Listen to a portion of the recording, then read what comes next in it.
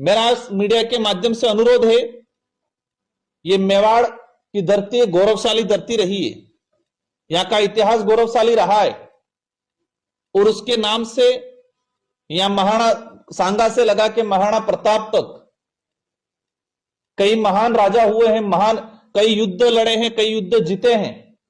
और इसीलिए देश का सबसे गौरवशाली इतिहास महाराणा प्रताप का इतिहास को माना जाता है। अब मेरा आपसे अनुरोध है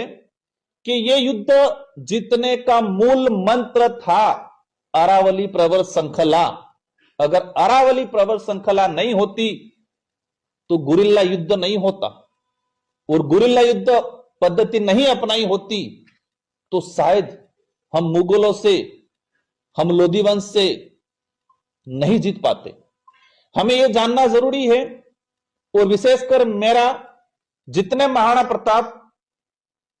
जो आज शिरोमणि हैं, पूरे विश्व में इनको प्रख्यात माना जाता है, उनके नाम से जो संगठन बने हैं, करणी सेना हो या कोई भी संगठन है, इन संगठन के पदाधिकारियों से मेरा अनुरोध है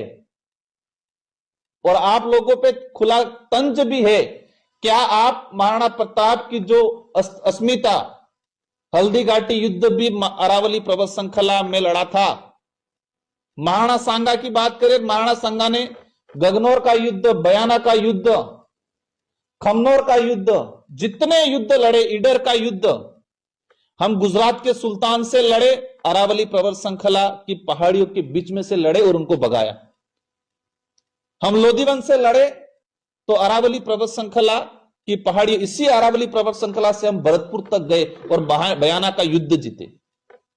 हल्दी घाटी का युद्ध, जितने युद्ध जीते हैं।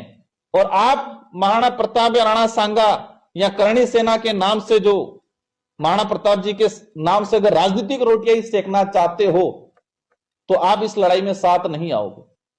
मैं कहना चाहूंगा कि महाराणा प्रताप की अस्मिता को बचाना है और इस इलाके के अंदर भील बाहुल्य क्षेत्र, जो अरावली प्रवर श्रृंखला को आज तक अपनी मातृभूमि, अपनी इस पहाड़ी, इस प्रकृति को अपना पूर्वज मानता आया है, दोनों ने साथ में मिलकर युद्ध लड़ा था।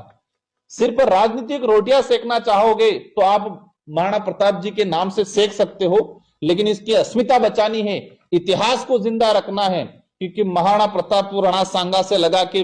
राणा पूजा से लगा के जितने जो हमारे शिरोमणि राजा रहे हैं, इन सब की अस्मिता अरावली से जुड़ी हुई है। तो जिम्मेदारी है, क्योंकि यह लड़ाई सिर्फ